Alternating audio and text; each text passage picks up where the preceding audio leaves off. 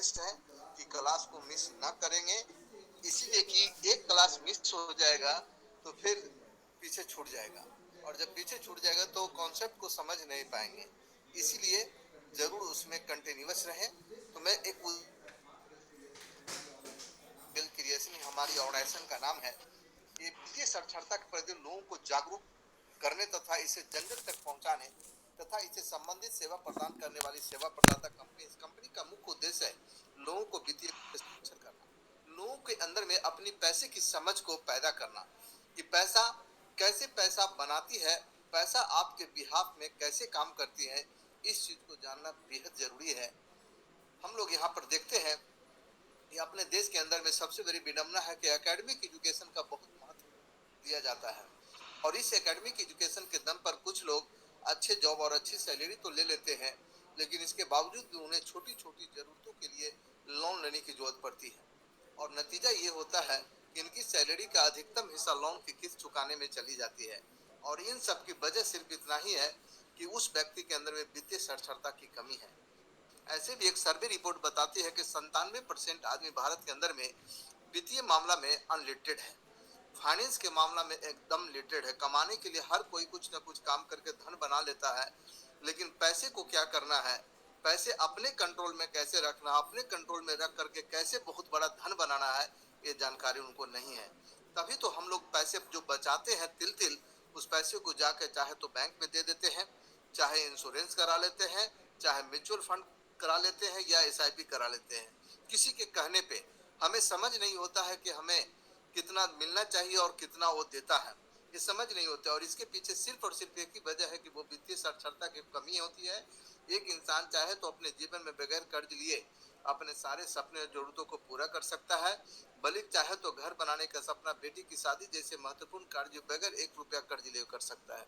और ये सारी व्यवस्थाएं आप इसे टीचिंग में सीखेंगे, और आप जान के आश्चर्य होगा कि जब ये टीचिंग आपकी समाप्त होगी, पूरे कोर्स कंप्लीट हो जाएगा, तो आप लोग एक ऐसे इंसान बन के उभरेंगे और आपको एहसास होगा कि काश ये जानकारी हमें 10 साल 20 साल पहले मिला होता तो आज मेरी जीवन कहीं और होता।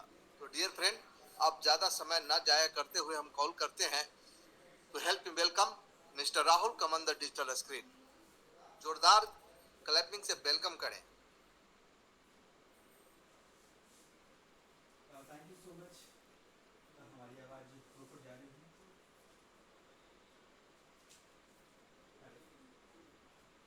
क्या हमारी आवाज़ जा रही है? तो तो सॉरी, हमारी सॉरी आवाज़ नहीं हमारी जा आवाज रही। नहीं जा रही थी। Thank you.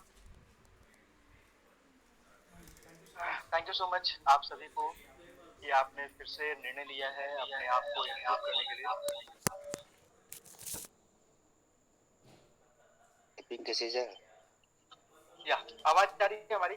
दाएं पट्टी पूरा कर जाए, दाएं पट्टी ये ला वो दाएं। यस सर, आवाज आ रही है। किन्हीं का माइक तो ऑन है तो प्लीज ऑफ कर लीजिए। हो सकता है कि कुछ लोग हैं जिनको प्रॉब्लम हो सकती है।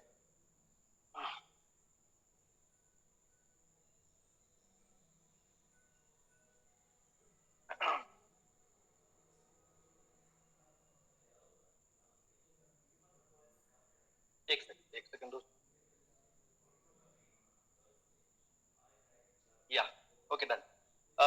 दोस्तों धन्यवाद आप सभी का कि आप फिर से निर्णय लिए हैं अपने आप को फाइनेंशियल लिटरेट करने का, क्योंकि ये बहुत ही जरूरी टॉपिक है। जिन्होंने आपको बुलाया होगा, आज यकीन करें कि आज आने वाला जो लास्ट क्लास जो हम लोग का एंडिंग करेंगे वो बहुत ही तगड़ा होने वाला है, क्योंकि आज का जो चैप्टर है वो शुरू होने वाला है स्टार्टिंग से।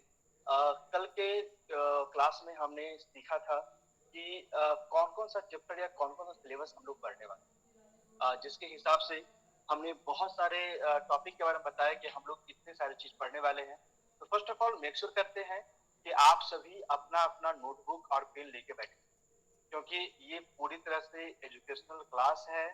तो अगर जिन्हीं के पास अगर नोटबुक या पेन नहीं है तो प्लीज आप पहले अपना नोटबुक और पेन का जुगाड़ कर ले, लेके बैठे, क्योंकि मैं यकीन दिलाता हूँ दोस्तों कि अगर आपसे कुछ भी चीज छूट गई तो वो चीजें आपकी अफसोस बन के रह जाएगी। क्योंकि होता क्या है ना जीवन में कि हम लोग जितना सुनते हैं ना उतना याद नहीं रख पाते।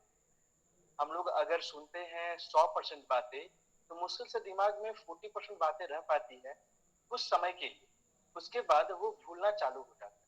तो इसलिए आप अपना नोट्स तैयार रखें कि आने वाले समय में आप अपना नोट्स का यूज करके और आप अच्छे से इसको एजुकेशन ले सकते हैं और समझ सकते हैं। तो दोस्तों बिना समय गवाए अब करते हैं सुबह आरंभ और चलते हैं अपने स्क्रीन के ऊपर। यस, तो फर्स्ट ऑफ ऑल कोई हमें बताएंगे कि आज का टॉपिक क्या होने वाला है? अपने सिलेबस में देखें और हमें बताएं कि आज का टॉपिक क्या होने वाला है।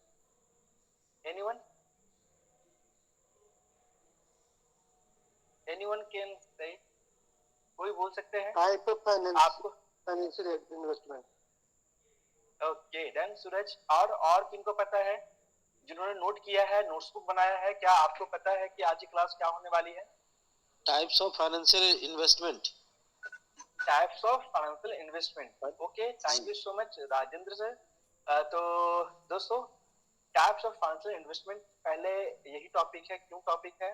क्योंकि पहले आपको पता होना चाहिए कि इन्वेस्टमेंट कितने तरह के होते हैं और कौन कौन सा इन्वेस्टमेंट हमारे लिए काम करेगा और कौन सा इन्वेस्टमेंट हमारे लिए काम करेगा। तो आज मैं जो आपको इस क्लास के माध्यम से बताने वाला हूँ, इसमें आप ये समझेंगे कि कितने तरह के इन्वेस्टमेंट होते हैं या आपने सुना है, और कौन कौन सा इन्वेस्टमेंट आपके लिए सही हो सकता है और कौन सा इन्वेस्टमेंट आपके लिए सही नहीं हो सकता है। ठीक है, तो बारी बारी से हम चर्चाएं करेंगे, बस आप बने रहिएगा। ओके डन, ठीक है। तो स्टार्ट करते हैं टाइप्स ऑफ फाइनेंशियल इन्वेस्टमेंट के बारे में। तो आप सभी लोग जानते होंगे कुछ इन्वेस्टमेंट के बारे में, आपने नाम भी सुन रखा होगा, जिसमें से पहला होता है बैंक एफडी। यहाँ पे लोग इन्वेस्टमेंट करते हैं, समझिएगा दोस्तों, पहले बात को समझते हैं अच्छे से, है ना, कि हम लोग जब इन्वेस्ट करते हैं ना, तो हम लोग का ये मानसिकता होता है कि हमारे पैसे सेफ होने चाहिए, पहला कारण, और हमें पैसे समय पे मिल जाना चाहिए और कुछ उस पर रिटर्न मिल जाना चाहिए। ये तीन चीज हम लोग को ज्यादा फोकस करना होता है। क्या क्या? फर्स्ट, हमें पैसे मिल जाना चाहिए, मेरा पैसा सेफ होना चाहिए। दूसरा क्या होता है कि हमारे पैसे पे कुछ रिटर्न मिल जाना चाहिए। और तीसरा होता है कि जब हमें जरूरत पड़े तो हम उसको यूज कर पाए। ये तीन कारण होता है हम लोग का पैसे को निवेश करने का, ठीक है, या इन्वेस्ट करने का। तो पहला जो एक फेमस इन्वेस्टमेंट है जिसको बोलते हैं बैंक एफडी। सॉरी दोस्तों, यस, तो पहला जो इन्वेस्टमेंट होता है वो होता है बैंक एफडी।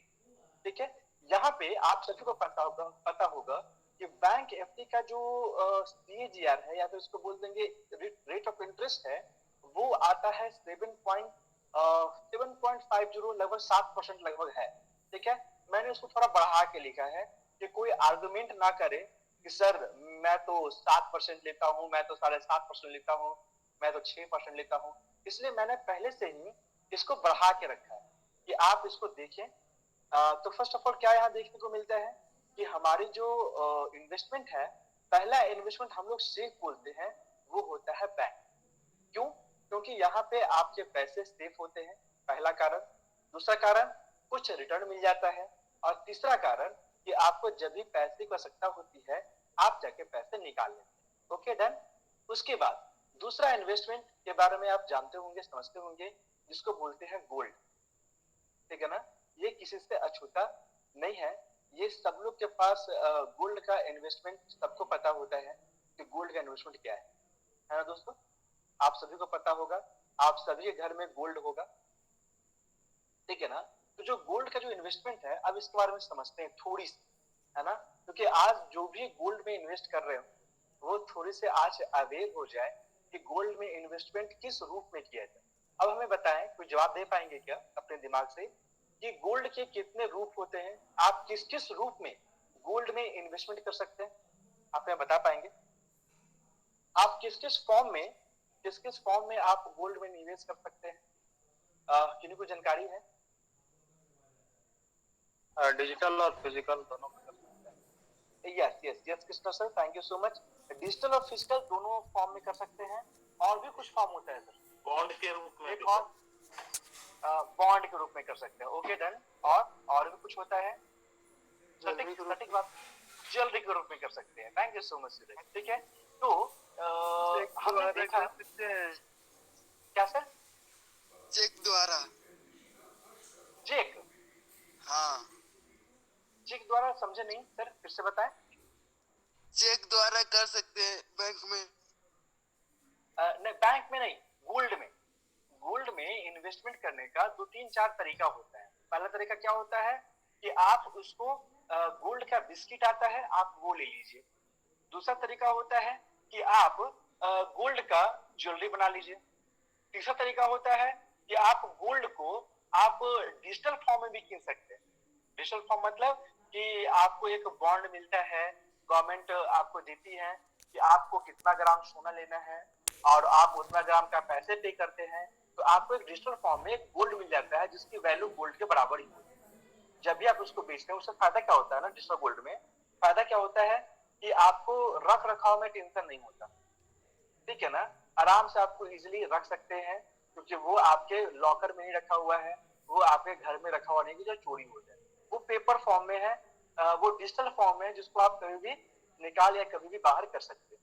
तो पहला तरीका क्या होता है, क्रूड रूप में गोल्ड मतलब गोल्ड का बिस्किट। दूसरा होता है ज्वेलरी और तीसरा होता है डिजिटल। तो अगर देखा जाए कि बहुत सारे लोग, आधे से ज्यादा जनता, आधे से ज्यादा इंडियन लोग गोल्ड में निवेश तो करते जरूर है, मगर वो करते हैं ऑर्नामेंट बना के। ऑर्नामेंट मतलब ज्वेलरी बना के। ऐसा क्यों करते हैं? क्योंकि उनके घर में महिलाएं होती हैं और उनको ज्वेलरी से बहुत प्यार होता है। मगर आपको याद करना होगा थोड़ी से पीछे जाके कि जब आप गोल्ड में निवेश करते हैं ज्वेलरी फॉर्म, तो वहां में उसमें मेकिंग चार्ज जुड़ा होता है ना, जीएसटी ये सब जुड़ा होता है, जो कि इस गोल्ड के सीएजीआर को घटा देता है। ठीक है ना, गोल्ड के रिटर्न को कम कर देता है।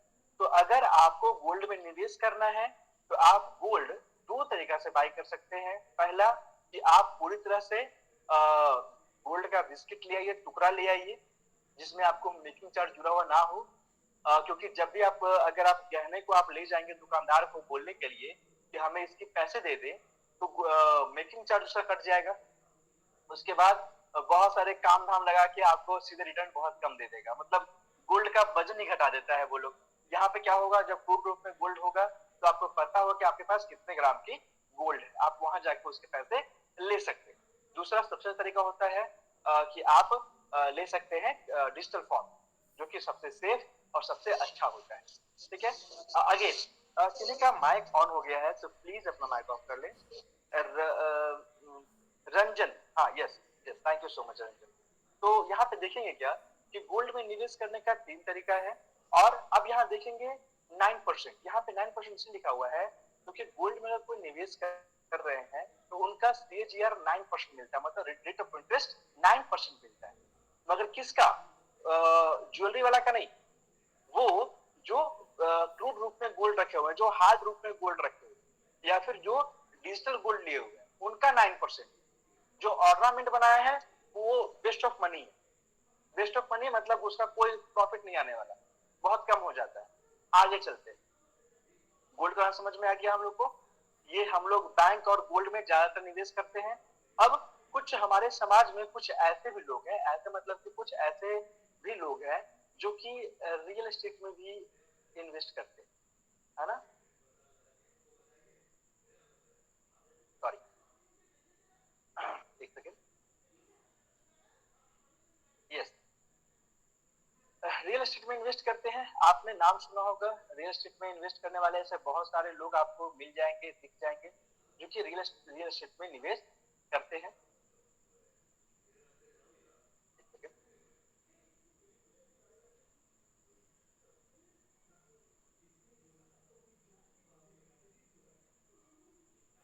हाँ यस, तो अब बात करते हैं यहाँ पे रियल एस्टेट का। तो आप सभी जानते होंगे रियल एस्टेट के बारे में। रियल एस्टेट क्या होता है? रियल एस्टेट बोलते हैं दोस्तों जमीन जायदाद को।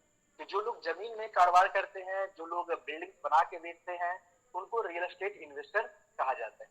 मगर सबसे दुख की बात है कि रियल एस्टेट इन्वेस्टर बहुत लोग नहीं बनते। बहुत कम ही गिने चुने लोग हैं जो कि रियल एस्टेट का इन्वेस्टर बन सकते हैं, क्योंकि इसमें बहुत ज्यादा पैसे की जरूरत पड़ती है, बहुत इनफ पैसे की जरूरत पड़ती है। मतलब 10 लाख 8 लाख से कुछ नहीं होने वाला, कम से कम आपके अकाउंट में 50 लाख 7 लाख 1 करोड़ हो तो जाके आप रियल एस्टेट में इन्वेस्ट करके आप प्रॉफिट बना सकते हैं। मगर ये भी प्रॉफिट बनाने का एक बहुत ही अच्छा जरिया है जिसमें लगभग 14% का CAGR आता है। अब आप कहेंगे कि रियल एस्टेट का भी बहुत सारा फॉर्म होता है दोस्तों, फॉर्म मतलब बहुत सा तरीका होता है। पहला होता है क्या कि आप कहीं घर बना के, रूम बना के आप इसको किसी को रेंट पे लगा सकते हैं, वो भी रियल एस्टेट का इन्वेस्टमेंट का एक पार्ट होता है। अगर आप चाहें तो कहीं लैंड आपका किने हुए हैं, आप उसको बाय सेल करके भी पैसे कमा सकते हैं, ये भी एक रियल एस्टेट का इन्वेस्टमेंट होता है। अगर आप रियल एस्टेट के इन्वेस्टमेंट में हैं तो आपको क्या फायदा होने वाली है, आपको 14% का CAGR मिलने वाला है, जो कि काफी अच्छा रिटर्न होता है।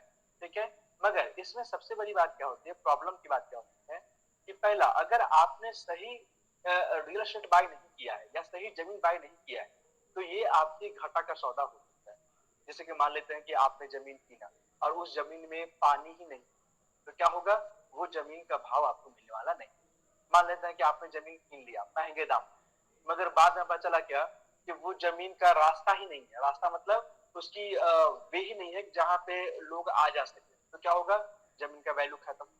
मान लेते हैं कि आपने रियल एस्टेट में इन्वेस्ट कर दिया, जमीन कीन ही लिया, उसके बाद क्या होगा, हो सकता है बहुत सारे ऐसे केस मैंने देखा है जहां पे जमीन तो हमने कीन लिया मगर उसके दावेदारी करने के लिए उसके पूर्वज में कोई आ गए। जैसे मान लेते हैं कि हमें उनके दादाजी ने जमीन बेचा, तो उनके परपोता आके उस पे धावा बोलेंगे कि नहीं, मैं ये जमीन लेने नहीं दूंगा। बहुत सारा केस फौजदारी होता है जिसके बारे में आपको और आप लोग झेले भी होंगे। तो रियल एस्टेट इन्वेस्टमेंट एक अच्छा इन्वेस्टमेंट है उनके लिए जो पूंजीपति लोग हैं या फिर जिनके पास केस कोर्ट कचहरी करने का समय है, फुर्सत है, उनके लिए ये अच्छा इन्वेस्टमेंट माना जाता है। मतलब एक तरह का ये भी इन्वेस्टमेंट होता है। आगे ले चलते हैं, लास्ट जो इन्वेस्टमेंट है ये होता है इक्विटी, जिसको हम लोग बोलते हैं स्टॉक मार्केट की। ठीक है, इक्विटी है ना, इसको हम लोग बोलते हैं शॉर्ट फॉर्म में स्टॉक मार्केट, कैपिटल मार्केट या फिर इक्विटी मार्केट, ये सारे होते हैं इक्विटी। इक्विटी का मतलब होता है शेयर, ठीक है, शेयर बाजार, शेयर। ठीक है, तो इक्विटी में सबसे अच्छी बात है कि आपको ये भी एक तरह का निवेश है, मगर आज तक आपने इस निवेश के बारे में ना तो कभी पढ़ा ना ही कभी जाना। ठीक है, आपने बैंक एफडी के बारे में जाना, आपने गोल्ड इन्वेस्टमेंट बारे में जाना, आपने जमीन की खरीद बिक्री भी किया, मगर आपने इक्विटी का कभी भी विश्लेषण नहीं किया, फिर कभी भी आपने इक्विटी में इन्वेस्टमेंट नहीं किया। क्यों? लेक ऑफ नॉलेज, आपके पास नॉलेज नहीं था, सॉरी, लेक ऑफ नॉलेज, आपके पास नॉलेज नहीं था और आपको इसमें निवेश करना आता नहीं। तो यहाँ पे इक्विटी में अगर आप निवेश करते हैं तो इसका CAGR है 17%, जो कि सबसे गुड रिटर्न होता है। और सबसे अच्छी बात ये है कि इसमें इन्वेस्ट करने का तो इसमें इन्वेस्ट करने का किसी तरह का बंदिश नहीं है कि आपके पास 1 लाख 10 लाख 20 लाख 50 लाख 1 करोड़ होना चाहिए। अगर आपके पास 2000 200 100 10 रुपए 20 रुपए 50 रुपए 1 लाख 2 लाख 1 करोड़ कुछ भी हो, आप उसी पैसे से इन्वेस्टमेंट चालू कर सकते हैं, वो भी 17% के CAGR के हिसाब से, जो कि एक बहुत बड़ा अमाउंट होता है। आगे मैं आपको बताऊंगा सब कुछ डिटेल। बट अभी आज जो क्लास है ओनली फॉर हम लोग सीखने वाले हैं कि कितने तरह के इन्वेस्टमेंट होते हैं और कौन कौन सा इन्वेस्टमेंट करना चाहिए और कौन सा इन्वेस्टमेंट नहीं करना चाहिए। ठीक है, चलिए स्टार्ट करते हैं, थोड़ा थोड़ा जानने का कोशिश करते हैं। क्या आपको ये टॉपिक पूरी क्लियर हो गई कि किस किस तरह का इन्वेस्टमेंट होता है, बैंक का एवरी का इन्वेस्टमेंट होता है? ओके, थैंक यू सूरज, अपना हैंड थम कर सकते हैं आप लोग जिनको समझ में आ रहा है। Okay, thank you so much Vishal sir, thank you so much Anil sir, thank you so much पापा, thank you so much Suraj, thank you so much आप सभी को। चलिए ओके डन। जिनको समझ नहीं आ रहा है प्लीज आप हमें बताएं, तो मैं इसको फिर से रिपीट करूंगा, क्योंकि मेरा उद्देश्य क्या है आपको पता है। मेरा उद्देश्य है कि हमको सीखना है 1% पर डे, हमको सीखना है 1% पर डे, और देखते देखते हम लोग 30 दिन में 30% ग्रो कर जाएंगे। इसलिए हम 1% सीखने वाले हैं, मगर अच्छे सीखने वाले हैं। तो क्या आपको ये टॉपिक क्लियर हो गई? ये टॉपिक क्लियर हो गई? आगे मैं बढ़ूं? Yes sir. Okay okay, done done done, thank you so much. तो आगे चलते हैं और समझते हैं कि अब कौन सा इन्वेस्टमेंट अच्छा हो सकता है, कौन सा इन्वेस्टमेंट बुरा हो सकता है। ठीक है, क्योंकि यहाँ पे बैंक एफडी में लोग सेफ समझते हैं, गोल्ड में लोग अपने आप को सेफ समझते हैं, रियल एस्टेट में थोड़ा रिस्क होता है और इक्विटी में पूरा रिस्क होता है। ठीक है, ये अभी तक हम लोग ने अपने माइंड में ये रखा है, मगर आगे मैं आपको बातों को क्लियर करता हूँ तो आपको अंडरस्टैंडिंग हो जाए। ठीक है, आगे चलते और समझते हैं। अगर आपको इन्वेस्टमेंट समझना है कि रियल इन्वेस्टमेंट क्या होता है, तो आपको अपने भारत का जीडीपी के बारे में समझना होगा कि भारत का जीडीपी क्या होता है और उसकी कैलकुलेशन कैसे होती है और उससे हम लोग इन्वेस्टमेंट के बारे में कैसे समझेंगे। इसको समझने के लिए क्या करना होगा, आपको जीडीपी समझना होगा। जीडीपी क्या होता है आप सभी को पता है कि भारत में जितने भी तरह के सर्विसेज या जितने भी तरह के प्रोडक्ट बनते हैं, उसकी जो भी कॉस्ट आती है उसको हम लोग जीडीपी में काउंट करते हैं। ठीक है, इजी फार्मूला यही होता है। इसके बहुत सारे कॉम्प्लिकेटेड फार्मूला भी है, मगर जो इजी जिसमें आप समझ पाए मैंने आपको वो समझा दिया कि जीडीपी किसको बोलते हैं। जितने भी तरह का सर्विस आप अवेल करते हैं या जितने भी तरह का प्रोडक्ट भारत में बनते हैं, वो सारा कैलकुलेशन करने के बाद जो वैल्यू आती है उसको हम लोग जीडीपी बोलते हैं। जीडीपी आपको होता है goods domestic product, gross domestic product, sorry gross domestic product. ठीक है, अब आगे चलते हैं। अब देखेंगे, ध्यान से समझिएगा। अब यहाँ समझने के बाद दो तरह का जीडीपी होता है। आपने आज तक सिर्फ और सिर्फ जीडीपी सुना होगा, मगर मैं आज आपको बताना चाहता हूं कि हमारे पास दो तरह के जीडीपी होता है दोस्तों, है ना। टू टाइप्स का जीडीपी होता है। पहला होता है नॉमिनल जीडीपी, ठीक है, और दूसरा होता है रियल जीडीपी। मैं इसको आपको यहाँ बताऊंगा क्या होता है, आगे वो समझेंगे इसको। तो जब भी आप न्यूज में या फिर कहीं देखते हैं ना, तो लोग बोलते हैं कि इंडिया का जीडीपी 12% है, 15% है, 20% है, 10% है, तो वहां पे वो लोग ऐड करते हैं कि भारत के नॉमिनल जीडीपी 12% है। इसका मतलब ये होता है कि ये इसका रियल जीडीपी नहीं है, ये इसका नॉमिनल जीडीपी। अब नॉमिनल जीडीपी क्या होता है, मैं आपको इसको बहुत आसानी से समझाता हूँ, समझने की कोशिश कीजिए। एक सेकंड।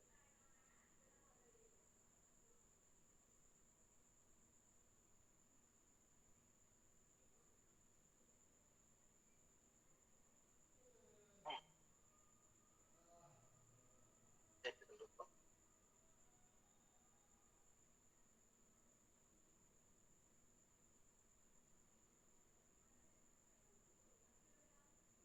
हाँ यस, हाँ यस। तो स्टार्ट करते हैं। तो नॉमिनल जीडीपी किसको बोलते हैं, आप में से बहुत सारे लोगों को पता होगा, बट क्लासेस हैं, आपको समझना है, सीखना है। जो नए लोग हैं उनके लिए बहुत काम करने वाला चीजें हैं, तो समझिएगा, दिमाग खोल के, है ना। स्टार्ट करते हैं नॉमिनल जीडीपी के बारे में। तो नॉमिनल जीडीपी उसको कहते हैं दोस्तों कि ये रियल जीडीपी नहीं होता है ना। एक्चुअली अगर आपको रियल जीडीपी निकालना है, भारत का रियल जीडीपी निकालना है, तो आपको इजी क्या करना होगा, एक फार्मूला आता है। फार्मूला ये है इन्फ्लेशन। इन्फ्लेशन का हिंदी होता है महंगाई। जो भी भारत का इन्फ्लेशन है उसको नॉमिनल जीडीपी से माइनस करना होता है, माइनस। ठीक है, तो जाके आपका रियल जीडीपी निकल के आता है। ठीक है, तो आगे बढ़ते हैं। देखिए यहाँ पे मैंने फार्मूला बताया है कि अगर आपको रियल जीडीपी जानना है तो क्या करना होगा आपको, एक सेकेंड, क्या करना होगा आपको नॉमिनल जीडीपी माइनस इन्फ्लेशन करना होगा। ठीक है, तो रियल जीडीपी निकल के आएगा। तो हमें बताएं नॉमिनल जीडीपी क्या है, भारत का नॉमिनल जीडीपी क्या है दोस्तों, 12%। 7%, सॉरी नॉर्मल 12%। नॉर्मल, ये जो नॉमिनल, नॉर्मल नहीं, नॉमिनल। ठीक है, तो नॉमिनल जो है वो है 12% का। ठीक है, उसके बाद एक सेकेंड मैं यहाँ भी लिख देता हूँ कि आपको समझ में आ जाए। थोड़ी और बड़ी करनी होंगी।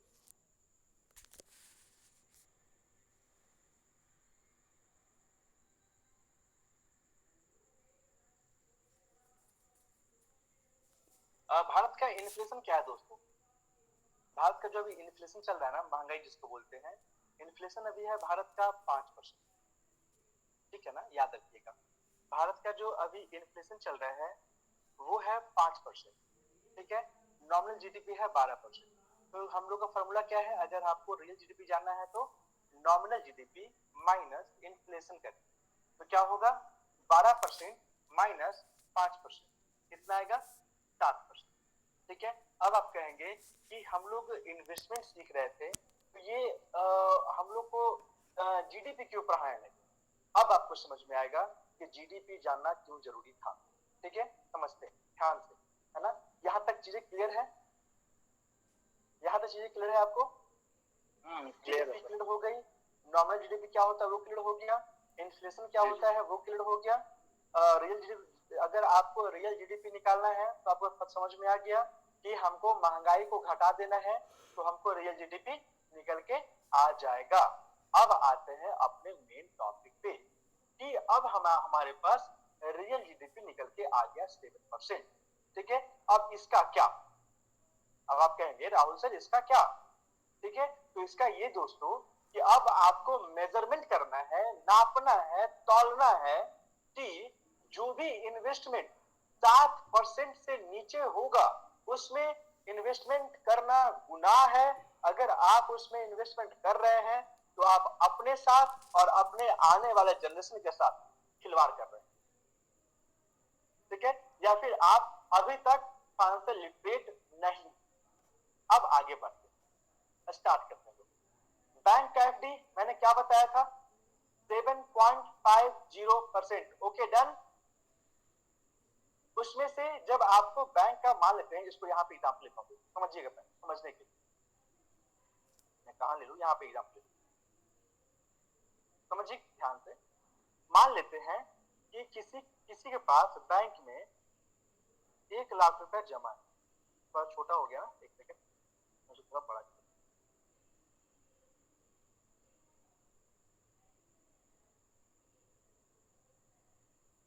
एक सेकंड दोस्तों, बस बने रहिएगा, समझना जरूरी है। ठीक है, समझ गए तो इन्वेस्टमेंट समझ जाएंगे, नहीं समझेंगे तो फिर वो हमेशा कंफ्यूजन रहेगा और आप कहीं भी बोलने में घबराएंगे और डरेंगे। तो स्टार्ट करते हैं।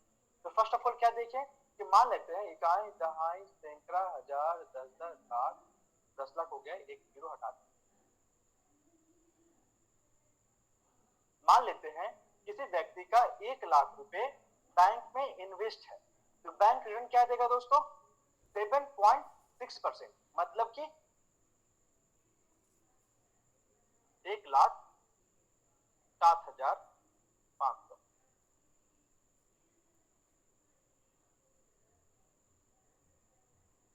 ठीक है ना, यही देगा 1,07,500। मगर इसमें से हमें महंगाई घटाना है। क्यों? क्योंकि मान लेते हैं कि वो हमें 1,07,500 दे भी दे, पर उसका क्या? क्योंकि 5% के हिसाब से महंगाई भी बढ़ रही है तो इसमें से 5% घटाइए तो 1 लाख का 5% कितना होगा दोस्तों? 5,000 रुपए। यस, 5,000 रुपए लिख दो। Yes sir. प्लीज हमसे कनेक्ट करें, हमें अच्छा लगेगा कि आप लोग पढ़ रहे हैं, समझ रहे हैं। चलिए स्टार्ट करते हैं। समझिएगा, ये सब चीजें पता है मैं क्यों बता रहा हूं? मैं चाहता हूं कि आपसे कोई जब सवाल जवाब करे तो आप उनके सवाल जवाब का अच्छे से एग्जाम्पल दे, ना कि उनसे झल्लाएं, उनसे गुस्साएं। ठीक है ना, मैं चाहता हूं कि वो हर चीज में आपकी पूरी डीप अंडरस्टैंडिंग हो। ठीक है, तो मैंने क्या कहा कि अगर आपने बैंक के एफडी में पैसे रखे तो वहां पे 1 लाख रुपया का बनेगा 1,07,500। ठीक है, मगर महंगाई इसमें घटाना होगा तो क्या बनेगा? 1 लाख 1 लाख में से 7,500 घटाए कितना बचेगा बताएं दोस्तों? 1,07,500 में से 5,000 घटाएं कितना बचेगा? 1,02,500। 1,02,000 1,02,500। Yes sir. ओके, देख लेते हैं। यस, 1,02,500 बचा। ठीक है, तो इसमें से हमें क्या देखना है कि ये 7% को बीट करना चाहिए। किसको? ये रियल जीडीपी को बीट करना चाहिए। समझ में आ रहा है? ये रियल जीडीपी को बीट करना चाहिए। इसका मतलब ये है दोस्तों कि महंगाई घटाने के बाद हमारा जो रिटर्न है वो आया 1,02,500। मगर हमें उस साल पता है कितना चाहिए पैसे महंगाई को बीट करने के लिए? ये चाहिए 1,07,000 रुपए। कितने चाहिए? मैं यहां पे लिख देता हूं। चाहिए कितने थे? 1,07,000 रुपए।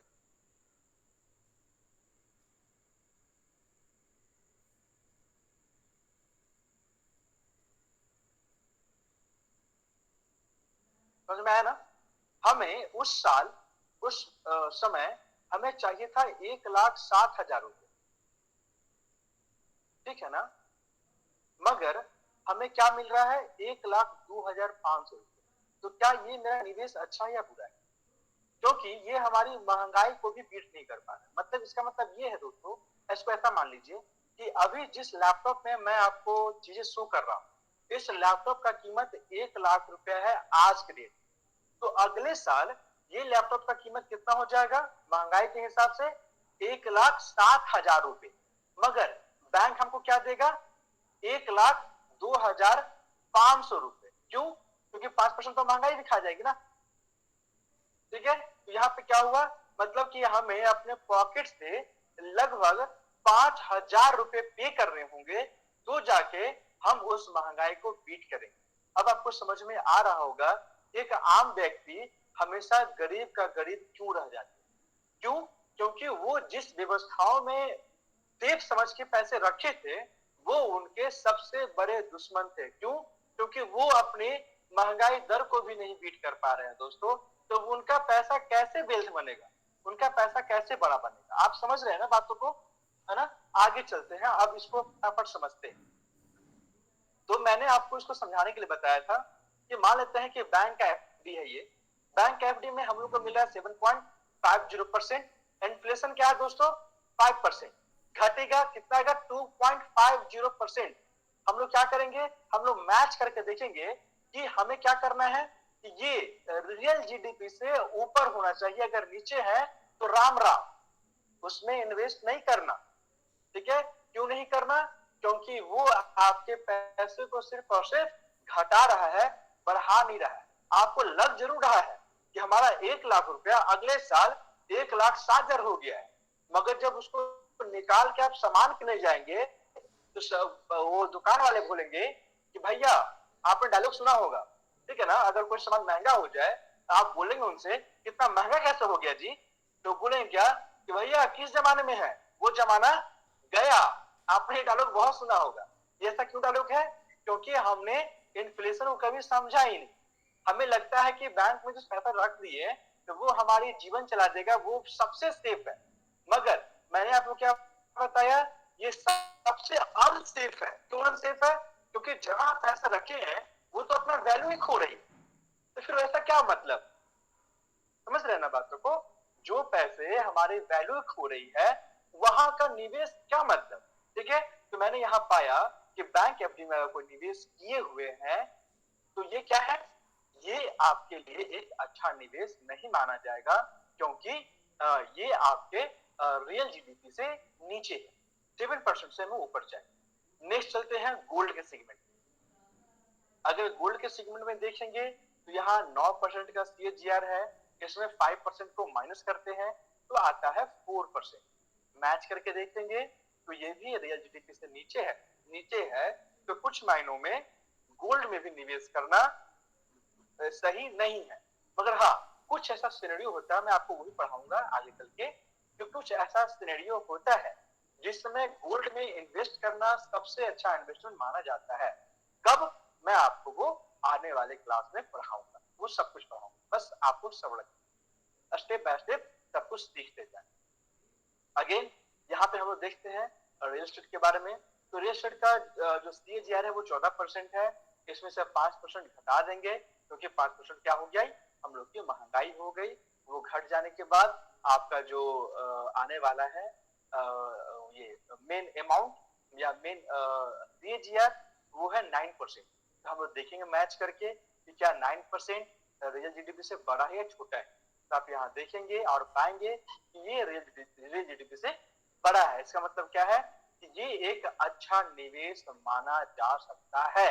क्यों? क्योंकि ये रियल जीडीपी को बीट कर रहा है।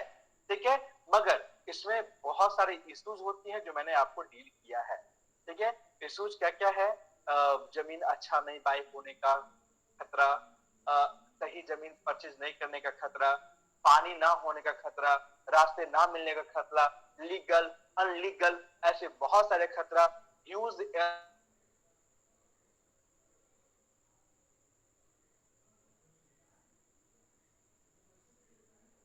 अमाउंट लगाने का खतरा, ऐसा बहुत सारा खतरा यहाँ पे आप देख सकते हैं। मगर बैंक एफडी से अच्छा है, गोल्ड से अच्छा है। ठीक है, और ये रिस्क भी कम है क्योंकि यहाँ पे आप क्या करते हैं, यहाँ पे आप ऐसे ही जमीन नहीं खरीद लेते, आप उसके दस्तावेज चेक करते हैं, आप वहां के एनवायरमेंट चेक करते हैं। वो हर चीज जो भी रियल एस्टेट में इन्वेस्ट करने का जो भी फंडा होता है वो सब कुछ आप देख के इसमें इन्वेस्ट करते हैं। इसलिए ये भी इन्वेस्टमेंट मेरे हिसाब से अच्छा है। अब आते हैं सबसे लास्ट और सबसे प्यारी इन्वेस्टमेंट जिसको हम लोग इक्विटी बोलते हैं, और इसको सीखने के लिए हम लोग यहाँ पे इकट्ठा हुए हैं। ठीक है, और ये इन्वेस्टमेंट कोई भी कर सकता है, एनीबॉडी कैन डू इट, कोई भी कर सकते हैं, कोई भी। क्यों? क्योंकि इसमें बहुत ज्यादा फंड की रिक्वायरमेंट नहीं होती है। आप जिस भी लेवल में है निराश मत होइए, आप उसी पैसे से निवेश कर सकते हैं और आने वाले कुछ सालों में एक अच्छे पैसे की मालिक बन सकते हैं। मैं आगे जब क्लास लेना चालू करूंगा तो वो सारी चीजें आपको समझ में आ जाएगी और आप खुद कहेंगे कि इक्विटी इज द बेस्ट, इसमें निवेश कर डाला तो लाइफ आपको पता है। ठीक है, आगे तो स्टार्ट क्या करते हैं, यहाँ का जो रिटर्न ऑफ CAGR है वो है 17% का। यहाँ पे इन्फ्लेशन को माइनस करना होगा जो कि हमने सब में माइनस किया है, तो यहाँ पे आएगा 12%। अगर यहाँ देखेंगे तो ये हमारे रियल जीडीपी से ज्यादा है। ठीक है, मतलब यहाँ पे निवेश करना तो बनता है बॉस। ठीक है, मगर यहाँ पे रिस्क 0% है। क्यों? क्योंकि यहाँ पे जो भी चीजें आप करते हैं वो सारी चीजें आपके पास कैलकुलेटिव होती है। ये सारी चीजें आपके पास कैलकुलेटिव होती है, पूरी तरह से जोड़ घटाव गुना भाग करके होता है, जो कि पूरी तरह से आपके कंट्रोल में पैसा होता है। तो आप यहाँ से अच्छे खासे रिटर्न ले सकते हैं। मैंने अपने पिछले क्लास में मैंने ये प्रूफ किया है कि आप बहुत बड़ा रिटर्न ले सकते हैं। बस इतना करना है कि आपको सीखना है और समझना है, ध्यान है ना। अगर आपने पैसे दिया है तो मैं यकीन दिलाता हूँ कि आपने जो भी पैसे हमें दिए हैं, मैं उस पैसे का मूल समझता हूँ और मैं उसका पूरा वैल्यू देने का कोशिश करूंगा जो आपने कभी सोचा भी नहीं होगा। ठीक है, तो यहाँ पे आज के जो क्लास है मैंने क्या क्या सीखा एक बार रिकैप कर लेते हैं। मैंने पहला सीखा टाइप ऑफ फाइनेंशियल इन्वेस्टमेंट। तो 4 तरह के इन्वेस्टमेंट हमारे सामने निकल के आया। पहला बैंक एफडी, दूसरा गोल्ड, तीसरा रियल एस्टेट, चौथा इक्विटी। ठीक है, अब हमें कौन सा निवेश करना अच्छा होगा, कौन सा बुरा होगा, उसको जानने के लिए हमने जीडीपी के बारे में जाना।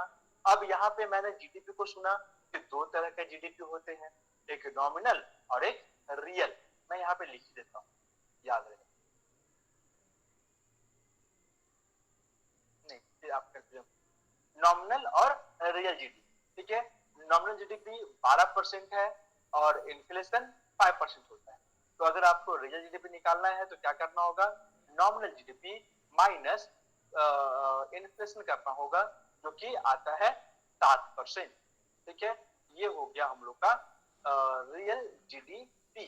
ठीक है, अब हमें क्या देखना है कि जो भी एसेट क्लास में हम निवेश करने वाले हैं, अगर वो 7% से ऊपर होगा तो हम इसमें निवेश करेंगे, नहीं तो निवेश नहीं करेंगे।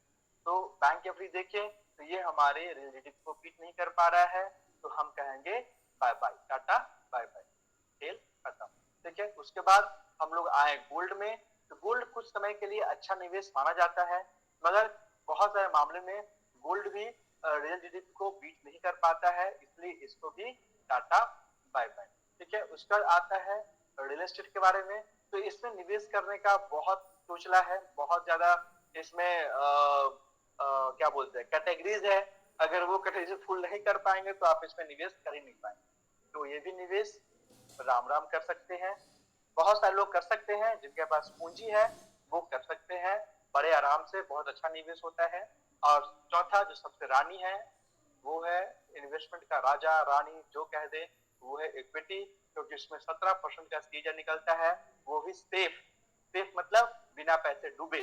ठीक है, क्योंकि मैंने आपको स्ट्रेटजी पढ़ा रखा है, वो काफी सेफ होता है। ठीक है, उसके बाद यहाँ पे 5% माइनस करते हैं, फिर भी हमें 12% मिलेगा, जो कि रियल जीडीपी को बीट कर देगा। और यहाँ पे हमने आज की क्लास में क्या सीख लिया कि हमें इन्वेस्टमेंट कैसे और कहाँ करना चाहिए। तो दोस्तों क्लास कैसा लगा, हमें एक रिव्यू आपसे चाहिए कि क्लास कैसा लगा। अपने मैसेज बॉक्स को ओपन करें। Thank you so much Suraj, thank you so much Vishal sir, thank you so much, thank you so much Rohit sir, thank you so much. आप सभी को बहुत बहुत बधाई कि आपने सफलतापूर्वक, thank you so much Rahul sir, thank you so much Suraj Gupta sir, thank you so much Rakesh Sinha sir. आप सभी को बहुत बहुत बधाई कि आपने एक लेवल पार कर दिया। ठीक है, आपको आज ये समझ में आ गया कि actually, thank you so much Abhishek sir, thank you so much Sanjay sir, है ना, आपने ये समझ लिया कि रियल इन्वेस्टमेंट किसे कहते हैं। Thank you so much, thank you so much sir, आप सभी को बहुत बहुत थैंक यू। आपने हमें इतना अप्रिशिएट किया और इस क्लास को मैं बहुत ही अच्छे से लूंगा और यकीन दिलाता हूँ कि क्लास के अंत होते होते आप सभी एक बड़े इन्वेस्टर, एक बड़े निवेशक बन के यहाँ से जाएंगे, ये मैं आपको यकीन दिलाता हूँ। उसके बाद आपको कोई भी व्यक्ति भरम में नहीं डाल सकता है, या फिर कोई भी व्यक्ति आपको चीट नहीं कर सकता है। मेरा उद्देश्य है कि भारत के प्रत्येक व्यक्ति के पास फाइनेंशियल एजुकेशन होना चाहिए। क्यों होना चाहिए? क्योंकि ये जो ठगी है इससे बचना है। मैं हर बार सबसे एग्जांपल बताता हूँ। Thank you so much Rakesh sir, है ना। मैं एक एग्जांपल बताता हूँ तो समझिए, समझ आना बहुत जरूरी है, क्योंकि मेरे पास थोड़ी सी समय है तो मैं एक एग्जांपल से बताता हूँ कि ये एजुकेशन क्यों लेना जरूरी है। ये एग्जांपल मैंने बहुत जगह पे दिया है, आज फिर से मैं आप लोगों के सामने रखता हूँ और ये एग्जांपल बहुत आपको अच्छा लगेगा। याद कीजिए, थोड़े से अपने दिमाग के उस कोने को टटोलिए जो कोना आपके पूर्वजों का हुआ करता था, या फिर हमने बहुत सारे मूवी भी देखे।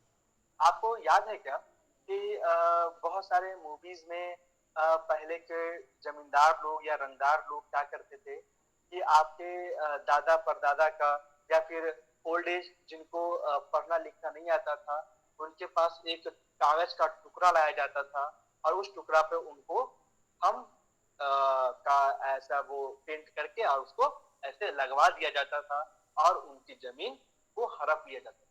याद है ना, ये चीजें आप लोगों ने देखा होगा बहुत अच्छे तरीका, है ना।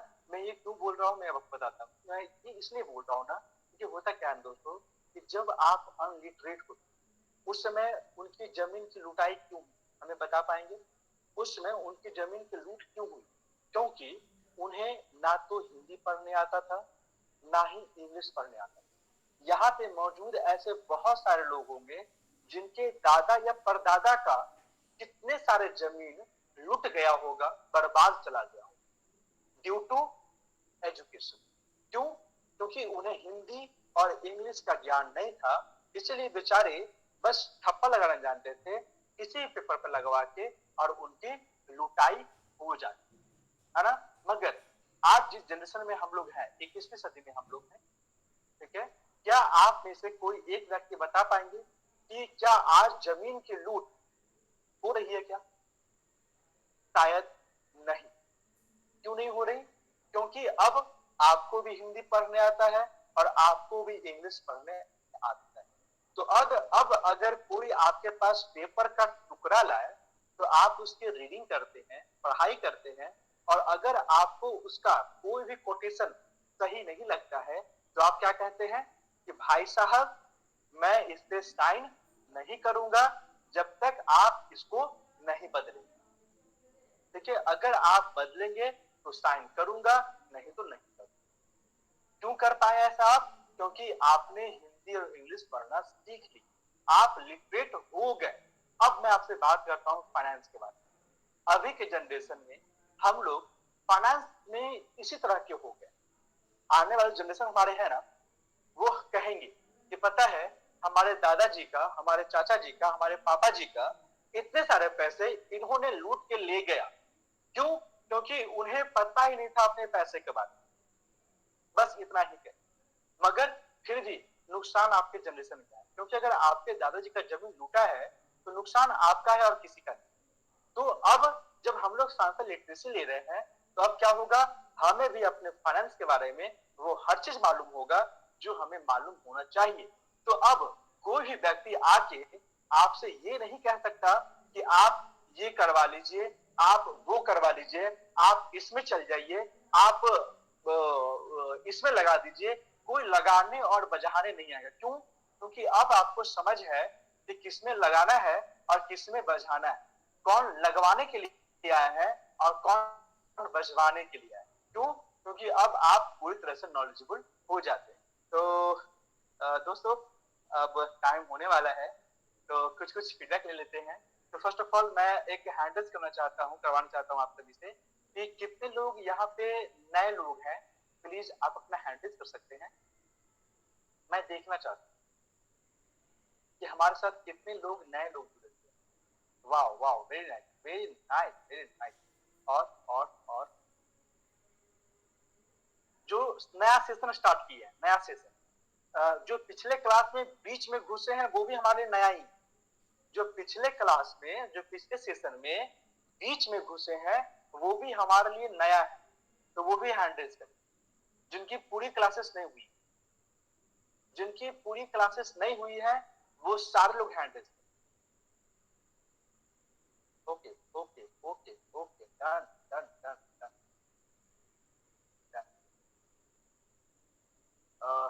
चलिए, ओके दोस्तों, आप सभी बस निश्चिंत रहें, आने वाले समय में आपकी पूरी क्लास हो जाएगी और बहुत मजा आने वाला है।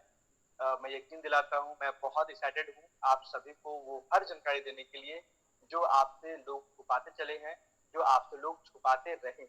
तो बस थोड़ा सा सब्र कीजिएगा, कुछ महीने का सब्र है और हर दिन आपको एक नया टॉपिक मिलेगा जो चैप्टर वाइज है। हम लोग कोशिश करेंगे कि एक दिन में एक चैप्टर को खत्म करें। हो सकता है कुछ चैप्टर ऐसा है जिसमें लंबा समय भी लग सकता है, तो बस आप लोग पेशेंस रखिएगा और हम लोग सीखने पर फोकस करेंगे। नोट्स जरूर बनाइएगा, पेन जरूर रखिएगा, क्योंकि अगर वो नहीं रखें तो आप समझे कि आपने आधा चीज अभी ही भूल गए। ठीक है, अगर वो रखें तो आप अपने जनरेशन के लिए कुछ छोड़ के जाने वाले हैं जो कि बहुत बड़ा निवेशक बनेंगे, क्योंकि यहाँ पे हम लोग सीखने आए हैं हमारे पैसे हमारे लिए कैसे काम। तो अगेन, अगर कोई फीडबैक देना चाहें, विशाल कुमार, विशाल सर, अगर आप अपने आप को अनम्यूट कर पाए और हमें एक फीडबैक दे पाए कि आज की क्लास कैसी लगी, तो हमें बहुत खुशी होगी। बहुत अच्छा लगा, बहुत अच्छा लगा। हेलो, ओके विशाल सर, कहाँ से हैं आप? हाँ, कहाँ से हैं विशाल? पटना चिड़ियाघर, पटना से हैं। Okay okay, thank you so much Vishal. आते रहिएगा, क्लास करते रहिएगा और बंक मत कीजिएगा। Thank you so much Vishal. Again हमारे पास दिख रहे हैं विक्रम कुशवाहा। प्लीज अगर आप आए, अगर आपकी इच्छा हो हमें एक फीडबैक देने का, तो प्लीज आप आए। विक्रम कुशवाहा सर। जी सर, नमस्कार सर। नमस्कार नमस्कार सर, आपको बहुत बहुत बधाई। तो सर आप कहाँ से हैं, क्या करते हैं? सर मैं तो यहाँ इटखोरी से हैं और मेरा ये मीटिंग आज दूसरा दिन का ये हुआ। ओके, तो आज आपका सेशन सुन के बहुत बढ़िया लगा। थैंक यू सर, धन्यवाद सर। बस लगे रहे सर, क्योंकि यही है सर एक सिस्टम है जो कि आपके आने वाले जनरेशन के अंदर लाइफ सुधार सकता है। वेलकम है सर आपको, बस लगे रहिएगा, क्लास मिस मत कीजिए सर। क्लास मिस किए तो समझिए कि आपने बहुत कुछ खो दिया। मैं बस इतना कहूँ। जी सर। अगर आपने पैसे दिया है सर तो उसकी वसूली करनी आपकी जिम्मेदारी है, पढ़ाने का जिम्मेदारी मेरा है। मैं अपना 100% दूंगा, आपको 100% देना होगा, 1% देना होगा, बस आ जाना होगा। जी sir. Okay sir, thank you so much sir, धन्यवाद सर, धन्यवाद। बस बने रहेंगे सर, थैंक यू। अगेन हमारे पास दिख रहे हैं संजीव कुमार डांगी सर, आप अगर हैं तो प्लीज आप आए। जी सर, बहुत बहुत धन्यवाद सर। राहुल सर, बहुत अच्छा लगा सर, वंडरफुल सर। ये सेशन वाकई में फर्स्ट सेशन है मेरा सर, और मैं कल से अटेंड कर रहा हूँ शुरुआती दौर से, और मुझे कल से ही बहुत इंटरेस्टिंग आ रहा है सर। इस पूरे पैनल के साथ साथ मैं अपने साथ साथ और सभी गुरुओं के साथ साथ मैं आपको कोटि कोटि नमन करता हूँ सर, जो आज हम लोगों को एजुकेशन दे रहे हैं सर। शायद मैं आज तक जहाँ तक भी मैं एजुकेशन ले पाया वहां तक मुझे ये नॉलेज नहीं मिला था सर। बस वही नॉलेज मिलता है कि जाओ आप आउट एरिया में काम करो, जाओ आप परिवार से अलग रहो, जाओ आप अपने देश विदेश छोड़ के जहां भी जाओ अपने राज्य से अलग रहो। वो नहीं मिल पाया सर, जो आज आपसे मिल रहा है। बहुत बहुत धन्यवाद सर। आज ज्यादा ना बोलते हुए मैं अपने आने को वाणी को thank you so much, thank you so much. इतना अच्छा फीडबैक के लिए सर आपको बहुत बहुत बधाई सर। बस बने रहिएगा सर, ये आपकी लाइफ चेंज करने वाला है सर। बस इतना यकीन दिलाऊंगा कि ये लाइफ चेंज करने वाला है, और यहाँ पे हम सभी मिलके अपने नेक्स्ट जनरेशन को भी संवार देंगे और अपना भी जनरेशन को संवार देंगे सर, ये यकीन दिलाता हूँ। बस कुछ समय हमें दीजिएगा अपना, और वो समय मैं बहुत अच्छे से यूज करवाऊंगा सर आप लोग को। कभी भी आपको ये फील नहीं होगा कि आज की क्लास बहुत बोरिंग रहा या फिर आज मैंने कुछ सिखाई। Thank you so much sir, बने रहिएगा।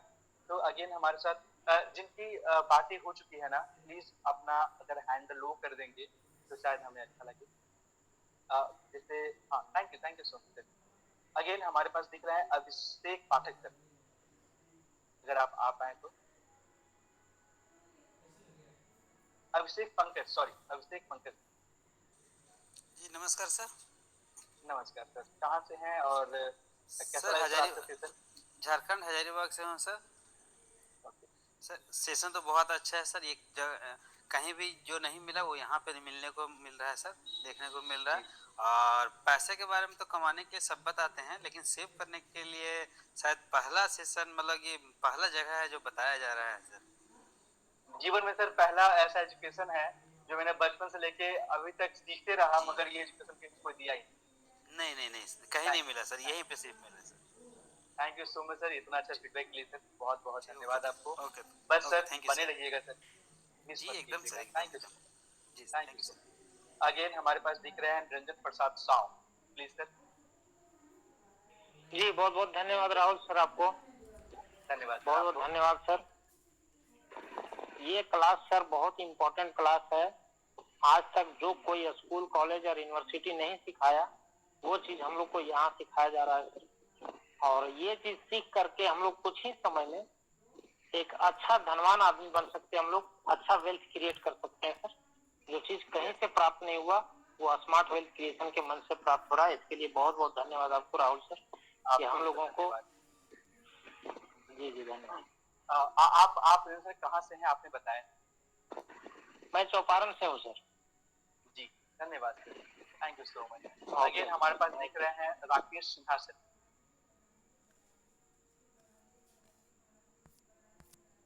प्लीज जल्दी आइए sir.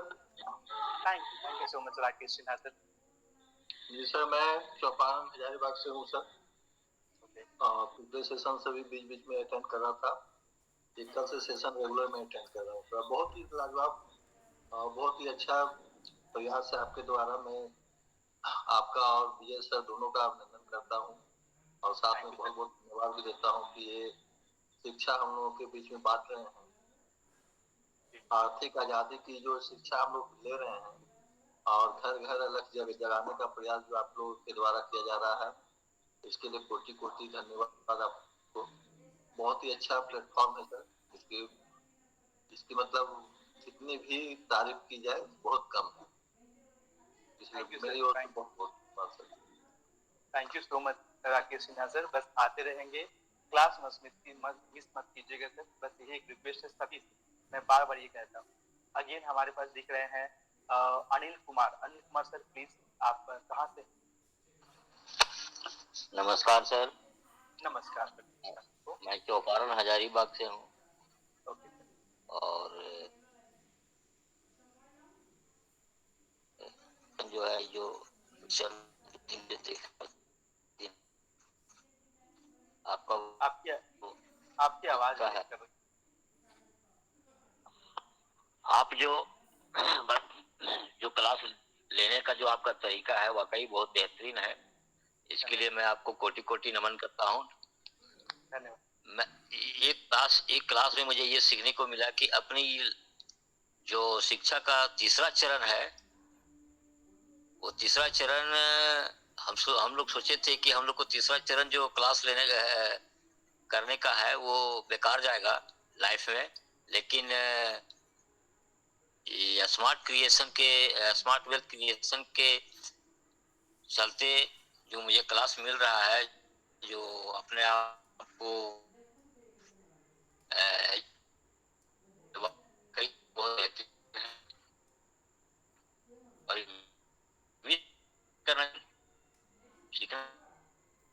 Thank you so much Anil sir, आपकी आवाज बहुत ब्रेक हो रही है। मैं आपकी भावनाओं को समझ चुका हूँ सर, आपकी आवाज काफी ब्रेक हो रही है, इसलिए आप से मैं आज के लिए अलविदा चाहता हूँ। जब आपकी नेटवर्क अच्छी हो जाए तो मैं आपसे जरूर बात करूंगा सर अच्छे से। अभी के लिए आपको कोटि कोटि धन्यवाद, बस आते रहे सर। अगेन हमारे साथ जुड़े हुए हैं राकेश कुमार, प्लीज आए बताएं और अब इस को एंड करेंगे। राकेश कुमार,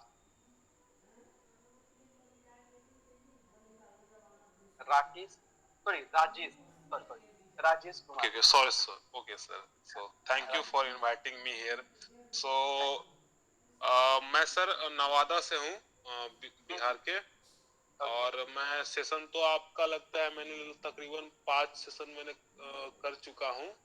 और ये रियलिटी जो आप जो एजुकेशन दे रहे हैं कि कैसे इन्फ्लेशन जो हमारे पैसे खा जाता है, ये कोई किसी से छुपा हुआ नहीं है। यहाँ पे जितने भी लोग हैं हम मेरा एज तो मात्र अभी 21 ईयर ही है, सारे लोग तो मुझसे एज में बड़े ही हैं, लेकिन सारे लोगों ने जिस ये मार्केट को देखा होगा कि पहले कैसे हम लोग थैला लेके सब्जी लेने जाते थे और 200-250 में अच्छे खासे आते थे। उस टाइम की बात है, मैंने जब मैं छोटा हुआ करता था। लेकिन आज स्थिति कितनी ज्यादा बदल चुकी है। आप 500-1000 भी लेके जाओ ना तो देखो आप अपने आप को कि आप कितने सामान परचेस करते हो अपने फैमिली के लिए। तो इसको ध्यान में रख के जो ये आपको जो बताने का कैसे गोल्ड में इन्वेस्ट करने से आपका क्या होगा, और बैंक एफडी जो बैंक वाले, बेसिकली मैं अभी कुछ दिन की घटना है, मैं सर बैंक में गया था ये पूछने के लिए कि मेरे पास ये अराउंड कुछ अमाउंट है तो मेरे को एफडी करवाना है। तो वो अब एफडी ना करा करके मेरे को कुछ और बताने लग गए कि आप उसमें आप ऐसे मंथली इन्वेस्ट करो। फिर मैंने उसके इंटरेस्ट को कैलकुलेट किया तो एफडी के भी कम पड़ गया। तब मेरे को लगा कि ये कैसे करके ये रियलिटी है। फिर आपका जब सेशन में भी ये सारी चीजों को डिस्कस किया कि एलआईसी प्रीमियम है, मेरा तो एलआईसी भी खुला हुआ है, तो उसमें भी कुछ ऐसा ही फंडा था सर कि बस मीठी मीठी बातें कि भाई आप यंगस्टर्स है, खुदा ना खास्ते कुछ हो जाए तो आप क्या होगा, तो आप ये पॉलिसी ले लो। तो ये सब जो उस टाइम जो हम लोग को माइंड में ये नहीं आता कि कैसे इन्फ्लेशन जो हमारा पैसे को वैल्यू को जी डाउन कर रही है। आज जो 2 लाख रुपए किसी के पास है, यही आज 16 साल पहले किसी के पास थी तो उसकी वैल्यू उस टाइम क्या थी, ये वही लोग समझ सकते हैं जो उस टाइम अर्निंग कर रहे थे, कुछ एक्सपेंड कर रहे थे। तो उस समय ये तो सर वो अपने आप को राजा समझते थे जी, क्योंकि मेरे ये जिस मोहल्ले में मैं रहता हूँ सर, वहीं के लैंड की कीमत उस समय उतनी ही थी, 2 ही लाख थी।